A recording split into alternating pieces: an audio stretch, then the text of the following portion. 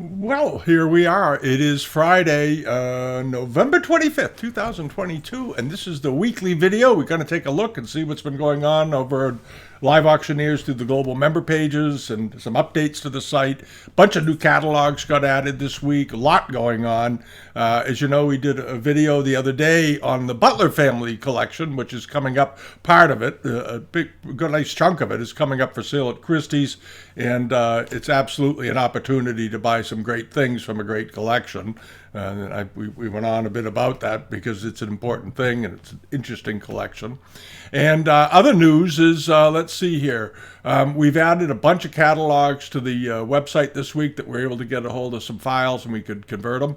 And there's the bottom sales, and there's the Rasmussen sale and so forth that have coming up.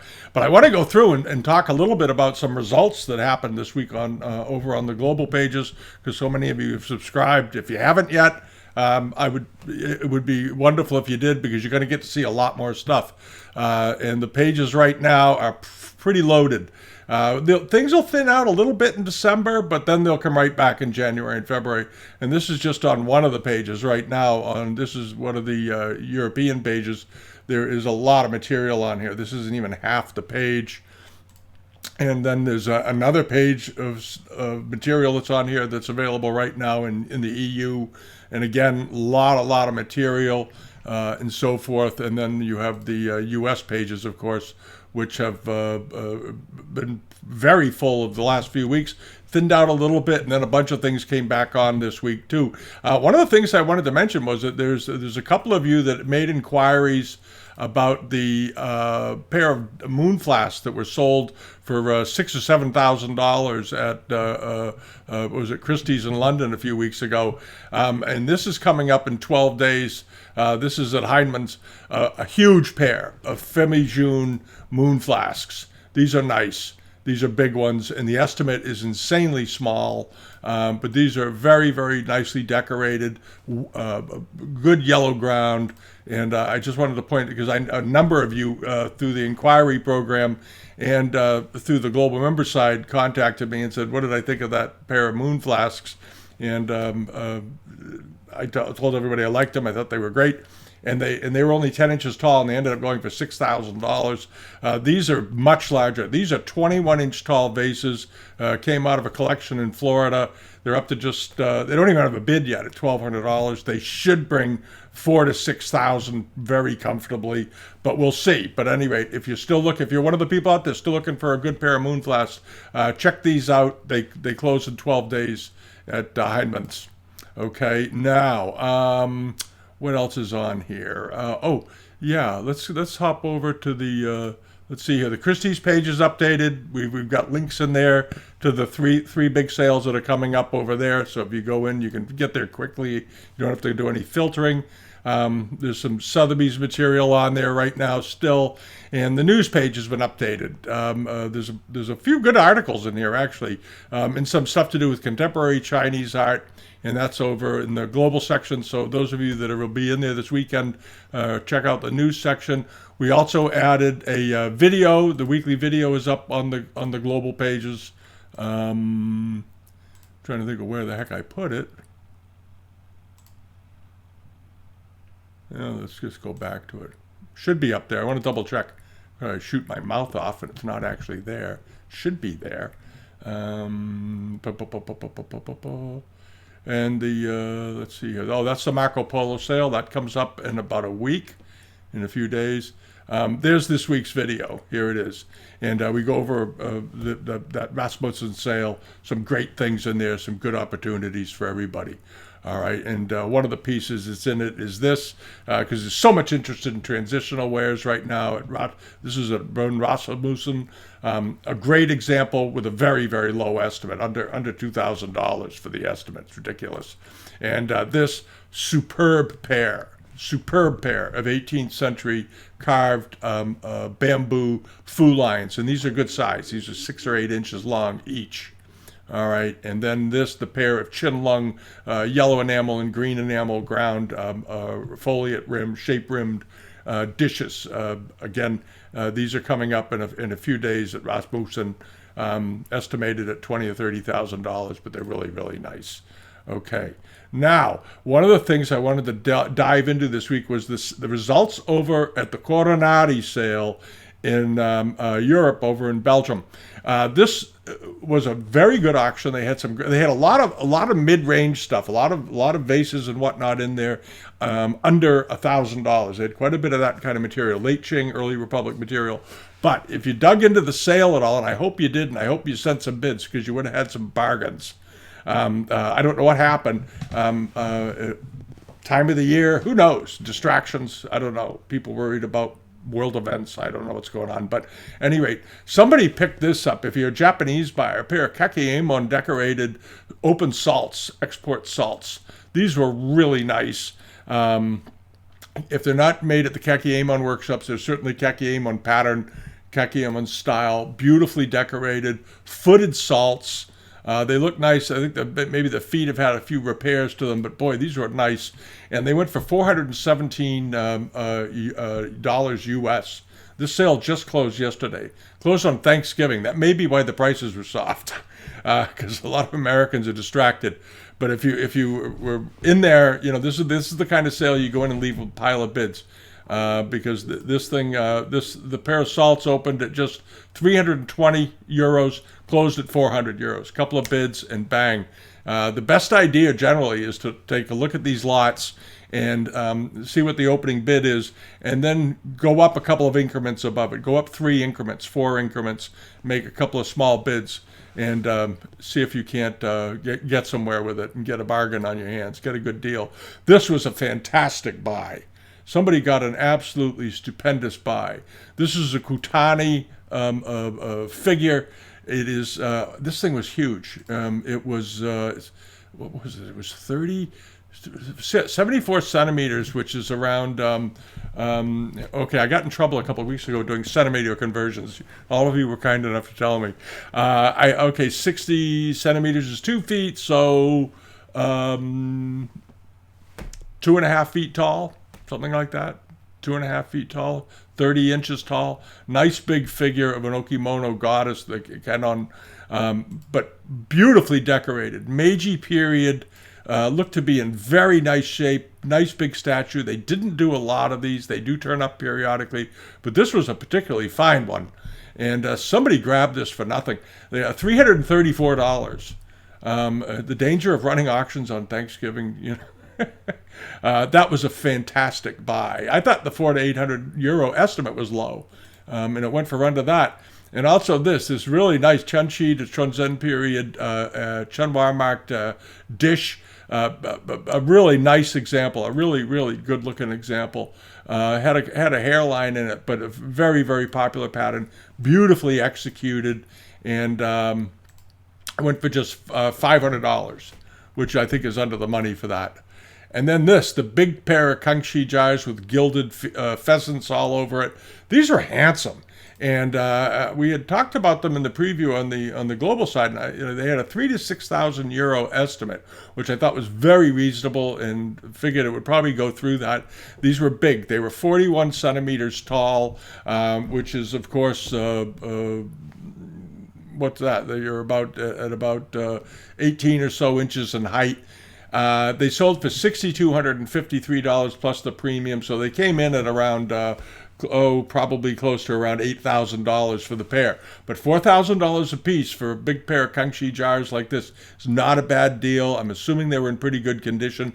The buyer's premium at Coronado is fairly stiff. It's 35%. But you just calculate that into your bids. How much you want to spend, back out whatever your maximum bid is, or the maximum amount you're willing to pay, assuming that includes a 35%, back it out and then leave a bid accordingly. So if you want to leave $100, the most you want to spend is $100, for example, in an auction, well, then you bid 65% of that, and the rest of it will get added on at the end, or 1,000 or whatever the number is. But do your math on it, and you won't end up spending any more money than you want to. And then this was an amazing buy. This was about a 10-inch tall Korean bronze. They had listed it as Japanese or Korean. I think it's pretty clearly Korean. Vietnamese rather, with this floral work around the bottom, and then you have this rain cloud pattern that you see also on Ming wares and Yuan bronzes. This was a beautiful looking pot. It was a little bit bent or warped or something on the bottom. I don't care. This was aesthetically beautiful. The patina on the bronze looked absolutely great. Absolutely great. I don't think this was a copy or anything. Just a nice old bronze. Good size. It was very reasonably estimated at 400 to 800 euros, and it went for 354 euros with only 340 euros with just 2 bids. And again, this is one of those situations where you go up 2 or 3 increments, and you could be in the strike zone even for a purchase, even though it's underneath the estimate. All right, and this is the kind of thing that happens. And again, that was a stunning buy for somebody, for a beautiful, beautiful object that aesthetically was excellent. And then this absolutely great. They had it dated as 19th century, I think. 19th century. This soapstone carving of a Luhan sitting on a Fu lion. If it's 19th century, I think it's pretty early 19th century. This was beautifully carved. Very nice selection of stone, nicely enameled. Couldn't find anything wrong with it. And it was a decent size. It was 21 centimeters in height, which is about 8 inches tall. Went for $3,335. Now, this was way underestimated. This was estimated at just 500 to 1,000 euros. And as you know, good soapstone carvings have been bringing a lot of money lately because they're really getting recognized for being what they are, which is there are some absolutely great carvings. Some of the finest jade carvers also carve soapstone.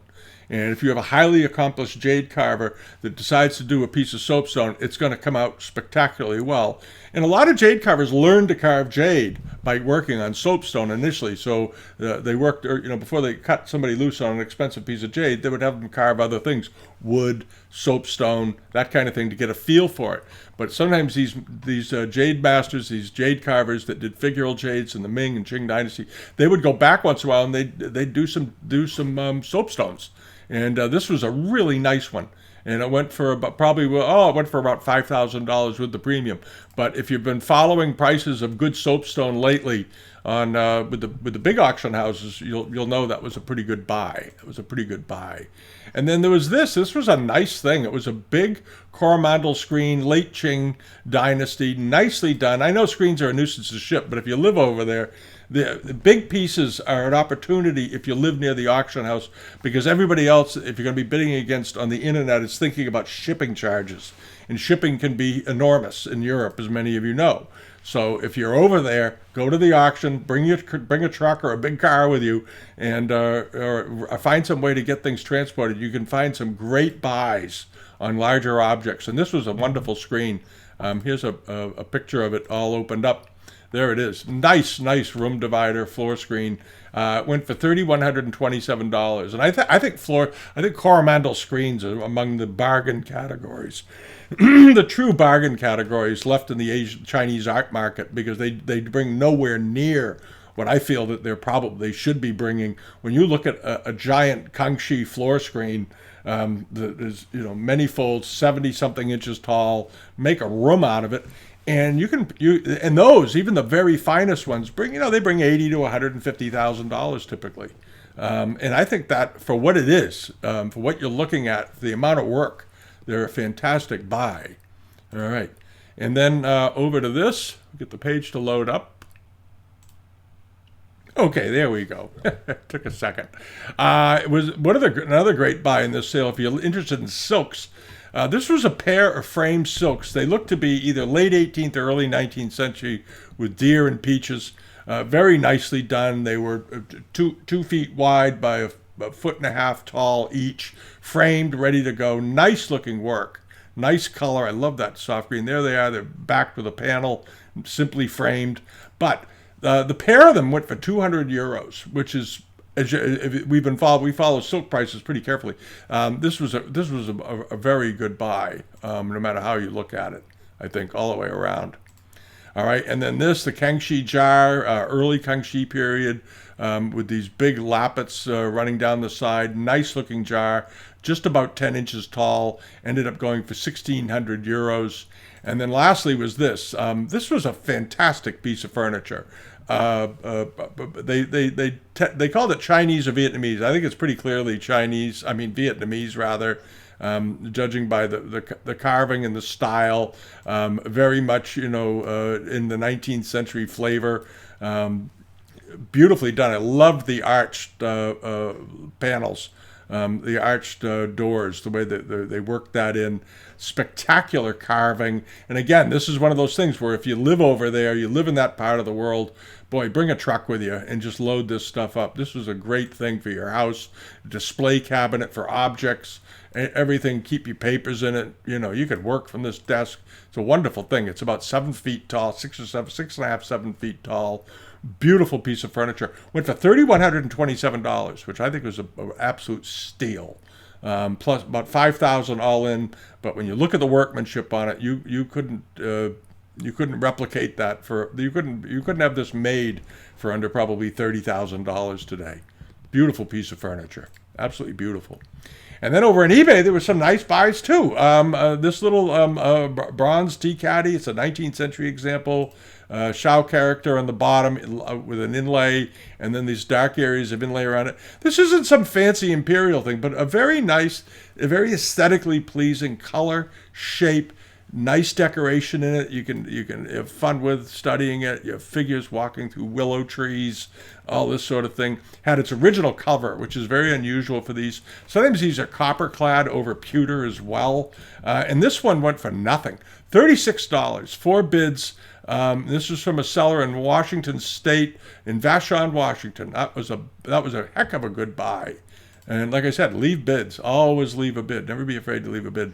And then the paintings. There were those 2 paintings that we talked about last week, the rondelles, because they weren't up to much. And I thought they were awfully nice. I thought aesthetically they have a lot of appeal. Colors are good. The way the facial expressions are great. The whole thing, the whole package, the way it was framed. And apparently a lot of people liked it. I wasn't alone. It ended up selling for $1,961. All right. And then there was another one with it, which was this one of birds and poems, very similar, obviously from the same source. They came from the same seller. Nicely done. What were they, about 9.5 inches in diameter, but beautifully done. Nice calligraphy, old surface, not, a few stains here and there, but I think that adds to it. I like the aesthetic that age gives. And ended up going for $1,262.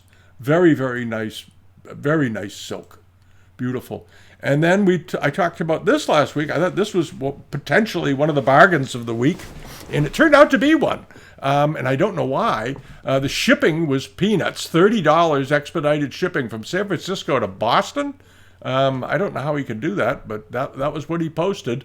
And there were 4 of these framed, ready to go. And as we've seen in the past, these dragon panels like this typically sell for $400 to $600 each, pretty comfortably, and sometimes $700 or $800. And these were framed, nicely done, and ended up going for $1,567 for all 4. Plus $30 shipping across America. So that is a bargain you can't beat. And then this, an 18th century Amari decorated teapot, possibly Kangxi period, but more likely Qinlong, I think. And it went for just $250 over in the UK from Migulari. Had this reasonable shipping, 30 pounds, 36 pounds from there to Boston. That was a good buy. If you like 18th century teapots, that was a good buy. This was also a great buy because of the shape. This is a really nice a piece of Chinese porcelain, and obviously based on the design that you see on some European and English porcelains that were made during the 18th century, were clearly based on this, and this was based on an English silver form. So there was, that back and forth of designs that went on between China and England and China, and they would send over sometimes wood carvings of silver forms that they wanted reproduced in porcelain, and the Chinese workers would work for it because they wouldn't ship the actual silver pieces over there because they're too expensive. But they would use wooden forms and drawings and so forth.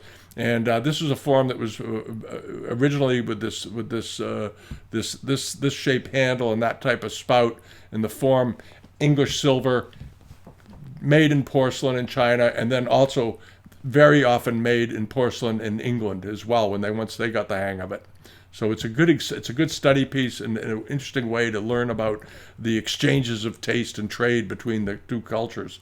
And then this was also at Migolari. He had this very nice incense burner, Ming Longquan Celadon tripod incense burner. I like this a lot. I thought this was very, very nice. Thought it would bring $1,400 to $1,800 somewhere in there. It almost got there. It got up to about $1,300 and a half. $1,326 or something. We'll check it in a second. But this was a nice piece of Celadon. Looked absolutely fine and ended up going $1,359. There you go. That was a good buy. It must have been pretty heavy because the shipping was 64 pounds. But that's not bad. That's not bad if you've been shipping. If you ship over to Europe, you know what I'm talking about. The shipping rates have gone crazy lately. And the Yixing early 19th century line pewter teapot with the jade handles on it. There's been a couple of these. I think there's one still available in this style that's over on the live auctioneers page on the global member side. If you like this and you missed it, go check that one out. But if you're not on there, this is what you missed. This was a very fine example. Signed on the interior in the Yixing paste, the clay. They would reach in and stamp that in there. But a really handsome pot. Went for $1,602, which is not a big number for these. We've had them. We had some a number of years ago, about 8 years ago, and we were getting $4,000 or $5,000 a piece for them at the time. But this is still a nice one. I just think it fell through the cracks. Beautifully done, rare. The only thing you always want to check with these to make sure the liner isn't cracked. That's one of the big problems. If it's got a cracked liner, you cut the value by more than in half. All right, and that's bronze, the incense burner with the Buddhist lion mask on the ends. It almost looks like bell metal. It had been polished, obviously, but you often find them where they had been polished. They were meant to be polished. They were meant to look like gold. And this one sold for $1,359, right on the money, right about exactly what it should have brought. If one of you got it, you got yourself a nice bronze. You really did. It's a good-looking one.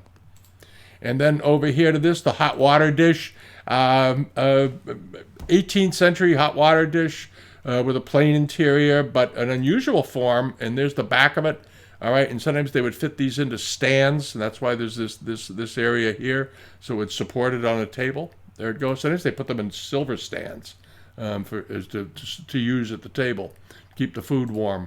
The idea was that you would fill this with hot water. You'd fill it up over here with hot water, and you'd put your food in there, and it would stay nice and warm because they didn't have central heat. So that was the best way to do it. All right, and that's sort of how it went. There's a bunch of things coming up on the newsletter page this week. Even though it's getting a little bit quiet, it'll get quiet from now. Like I said at the beginning, it'll get quiet from now through the first part of January. Then it's going to really start beefing up again. So you want to be around for that, because it's always fun. It's good to get and also international shipping during December is a pain in the neck because there's so many packages going around.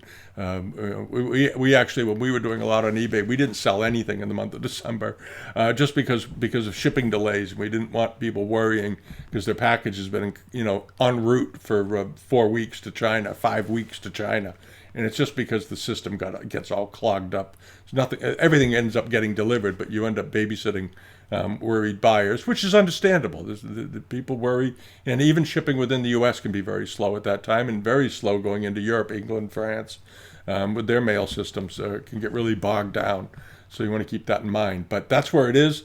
If you haven't signed up for the newsletter page yet, go over to Bitamount to the up here to the newsletter page, and there's a form you can fill out very simply, and you submit it, and you'll get notified the minute this page gets updated every week. We send out the notification pretty much as we click the button here that this page is updated. We send it right out, and you can see what we've dug off of that site over the week. We've got a number of things to put up there this week. And if you haven't subscribed yet to the global pages, please do. It helps support the site, and we do appreciate it. And you get more exposure. You get to see a lot more things. And every week, for example, we do a video over there. and just for the global page members. And these, because it's specific to things that are featured there. I mean, we're not trying to exclude people, but these are auctions that we specifically share with the global users. And there are a lot of videos on here. They'll be popping up any second. But there's probably 20 or 30 videos over here now that have accumulated over the last 6 months. It's a little slow to load today. That's my internet. It's not the website. Internet out here on the island is pretty bad at times. A lot of granite around here, so it keeps the service from being good. So we do the best we can with it. All right. So that's about it. If you had a great Thanksgiving, I'm glad. If you're outside the U.S., you missed out on turkey dinner. We had a wonderful time. Had one of my sons was here with his best friend, and the boy's mother came with him, and a couple of my kids are away. One of my sons is over in Spain right now on vacation, and my other son was up in New Hampshire with his sister, and having Thanksgiving up there. But everybody had a great time, and got to see some photographs of my grandkids, see what they're up to. And I saw them last week on the way back from New Hampshire, but it was good to see the pictures from Thanksgiving too. All right. And that's about it. All right. So we'll see you all next week. Have a wonderful weekend. And I hope you're not all out messing around in Black Friday traffic. Okay. Because that's a nightmare and a half. And, buy stuff at your local store. That's all I can tell you. Shop locally. Okay. Have a great time this weekend. And we'll see you all next week. Okay. Bye-bye.